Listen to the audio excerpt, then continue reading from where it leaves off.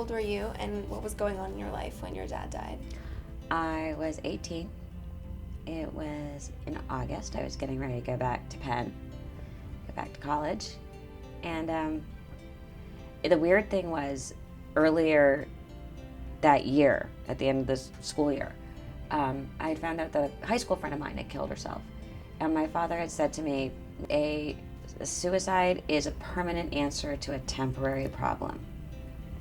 It made receiving that phone call even more shocking.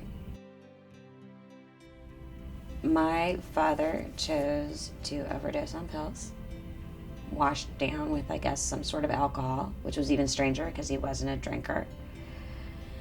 And he was found in his hotel room, and I had to tell my mom. Can you share a little bit about the grief you experienced and how you dealt with it at that time? God, the grief. I was just adrift. I was a mess. I had to go back to school, and I felt very alienated because it was so public. It was such a public event.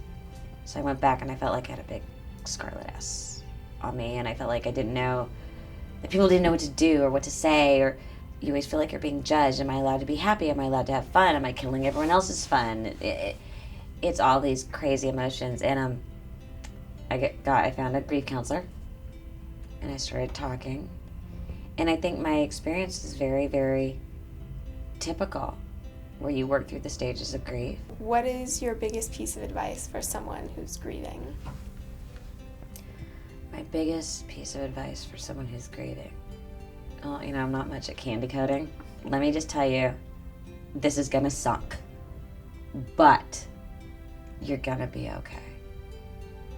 And start talking, and don't let anyone tell you how to grieve, and be true to yourself and do what you need to do. Don't let anyone force you into the box of how you're supposed to be feeling, how you're supposed to be behaving.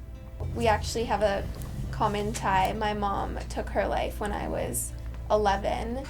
Young, hard age. And I don't think, I didn't really know I didn't understand it in full at that time, but I've definitely, with our house, it's helped me understand it a lot, and just talking to people like you who've gone through something really similar. What's amazing to me is I look around our house and see how it's organized, and sort of the message of it about talking and sharing and not being alone. And I think, God, where was this when I needed it? You're very lucky that you had this resource, because I think the key to surviving grief is knowing you're not weird, you're not different, and you're certainly not alone.